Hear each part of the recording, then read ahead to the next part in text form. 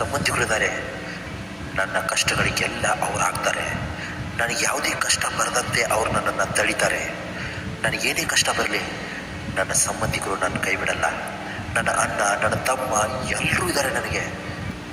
ಯಾರು ಕೂಡ ನನ್ನನ್ನು ಅಳೋದಕ್ಕೆ ಬಿಡಲ್ಲ. ನನ್ನ ಕಷ್ಟಕ್ಕೆ ಎಲ್ಲರೂ ಕೂಡ ಮರುತ್ತಾರೆ. ಎಲ್ಲರೂ ಕೂಡ ನನ್ನ ಕಷ್ಟದಲ್ಲಿ ಬಂದು ಭಾಗಿಯಾಗ್ತಾರೆ ಅಂತ ನೀನು ಅಂದ್ಕೊಂಡಿದೀಯಾ? ಆದರೆ ಅದೆಲ್ಲ ಶುದ್ಧ ಸುಳ್ಳು ಗೆಳೆಯ. ನೀನೆಷ್ಟೇ ಬೇಡ್ಕೊಂಡ್ರು, ನೀನೆಷ್ಟೇ ಪರ್ಚಾಡಿದ್ರು, ನೀನೆಷ್ಟೇ ಅತ್ತು ಕರೆದು ನನ್ನನ್ನು ಕಾಪಾಡಿ ಅಂತ ಒಂದು ಕ್ಷಣ ಕರೆದ್ರು ಯಾರು ನಿನ್ನನ್ನು ಕಾಪಾಡೋದು ಬರಲ್ಲ. ನಿನ್ನ ಕಣ್ಣೀರನ್ನು ಇಲ್ಲಿ ಯಾರೂ ಗಮನಿಸೋದಿಲ್ಲ. ನಿನ್ನ ನೋವನ್ನು ಯಾರೂ ಕೂಡ ಗುರುತಿಸಿ ನಿನ್ನನ್ನು ಮಾತಾಡಿಸಲ್ಲ. ನಿನ್ನ ಕಷ್ಟಗಳನ್ನು ಯಾರೂ ಕೂಡ ತೀರಿಸೋದಕ್ಕೆ ಮುಂದೆ ಬರಲ್ಲ. ಆದರೆ ನಿನ್ನ ತಪ್ಪುಗಳನ್ನು ಹುಡುಕುವ ಕೆಲಸದಲ್ಲಿ ಮಾತ್ರ ಜನ ಮುಂದೆ ಬರ್ತಾರೆ. ಗೆಳೆಯ, ಈ ಭೂಮಿ ಮೇಲೆ ನೀನು ಒಬ್ಬನೇ ಹುಟ್ಟು ಬಂದಿದೆ ಅಂದಮೇಲೆ ಬರುವ ಕಷ್ಟ, ನೋವು, ನಲಿವುಗಳನ್ನು ಒಬ್ಬನೇ ಅನುಭವಿಸ್ಬೇಕು. ನಿನ್ನ ಕಷ್ಟಗಳಿಗೆ, ನಿನ್ನ ನೋವುಗಳಿಗೆ ಯಾರೂ ಕೂಡ ಇಲ್ಲಿ ಆಗಲ್ಲ. ಕಾಲ ಯಾವಾಗಲೂ ಒಂದೇ ಥರ ಇರಲ್ಲ. ನಿನ್ನನ್ನು ಅಳಿಸಿದವರು ಅಳುವ ಸಮಯ ಕೂಡ ಬಂದೇ ಬರುತ್ತೆ. ಕಾಯುವ ತಾಳ್ಮೆ ನಿನ್ನಲ್ಲಿರಬೇಕು ಅಷ್ಟೇ. ಯಾಕಂದರೆ ಇದು ಕಲಿಯುಗ. ನಿಜ, ಕೆಲವೊಮ್ಮೆ ತಾಳ್ಮೆ ಕಹಿ ಅನ್ನಿಸ್ಬಹುದು, ಆದರೆ ಅದರ ಫಲ ಯಾವತ್ತೂ ಕೂಡ ಸಿಹಿಯಾಗೇ ಇರುತ್ತೆ. ನೇರವಾಗಿ ಇದ್ದದನ್ನು ಇದ್ದಂಗೆ ಹೇಳು. ನಿನ್ನ ಜೊತೆ ಯಾರೂ ಇರಲ್ಲ. ಅದೇ ಸುಳ್ಳು ಹೇಳ್ತಾ ಜೀವನದಲ್ಲಿ ಎಲ್ಲವನ್ನ ಅನುಭವಿಸ್ತಾ ಹೋಗು. ಇಲ್ಲದನ್ನು ಕಲ್ಪಿಸಿಕೊಂಡು ಹೇಳಿ ನೋಡು.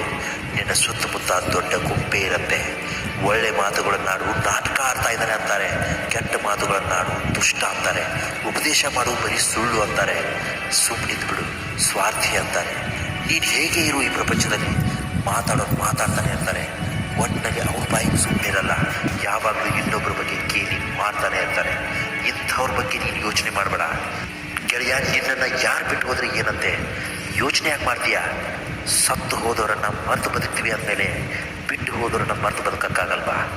ವೈದ್ಯರ ಸುತ್ತ ರೋಗಿಗಳೇ ಇರುವಂತೆ ಒಳ್ಳೆಯವರು ಸುತ್ತ ಕೆಟ್ಟವರೇ ಜಾಸ್ತಿ ಇರ್ತಾರೆ.